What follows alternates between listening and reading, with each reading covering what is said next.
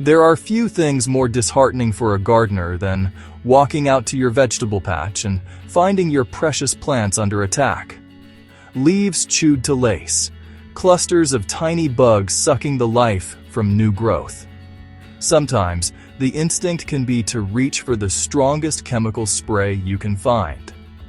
But I'm here to tell you, there is a better way. A way that protects your food, your family, and the vital life in your garden.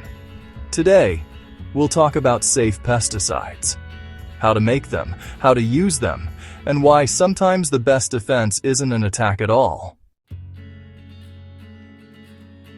Before we mix a single spray, we must remember the golden rule: the healthiest plants are their own best defense.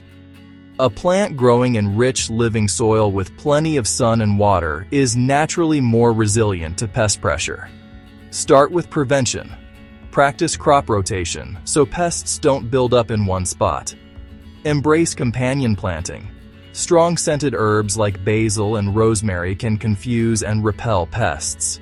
And one of my favorite tricks, encourage beneficial insects. A garden with ladybugs, lacewings, and hoverflies has a built-in pest control army. By avoiding broad-spectrum chemicals, you protect these helpful allies, who will do most of the work for you. But when pests appear, it's time for a targeted response. Here are 3 gentle but effective recipes you can make in your own kitchen. This is your first line of defense. The soap works by breaking down the insect's waxy outer coating, causing it to dehydrate. It's effective, and once it dries, it's harmless.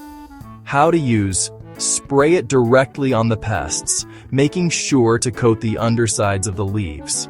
Apply in the cool of the early morning or evening to avoid leaf burn. Reapply every 2 to 3 days until the infestation is gone. For more stubborn pests, we make a repellent spray. Blend 2 garlic cloves and a teaspoon of chili powder with a liter of water. Let it steep overnight, then strain it. The strong odor and capsaicin repel a wide range of chewing insects. Important: this is a repellent, not a contact killer. Spray it on and around your plants before a major infestation occurs. And always test it on a single leaf first, as it can be pretty potent. For a more comprehensive solution, we turn to neem oil.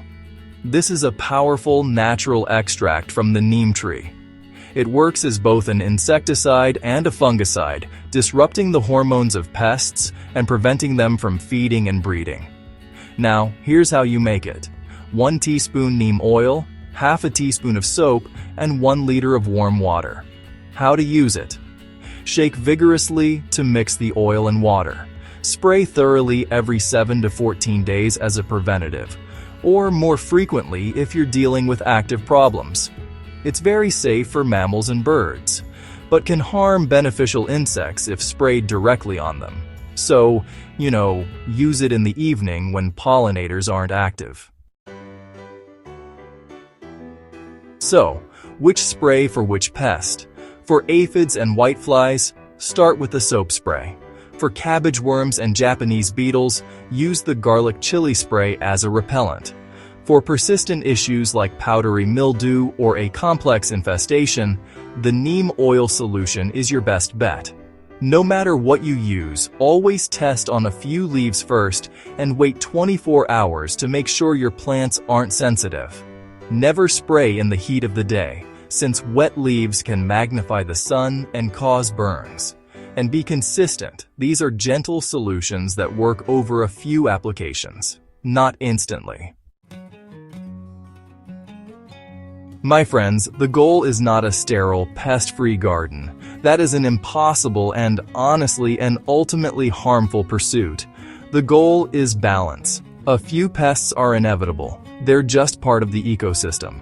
By using these targeted, safe methods, you manage pest populations while allowing the beautiful, complex web of life in your garden to thrive. You protect the soil, the worms, the bees, and yourself. Gardening is a partnership with nature. With these recipes in your toolkit, you can face pest problems not with panic, but, with patience and knowledge. If this guide brought you peace of mind, please share your own safe pest control tips in the comments.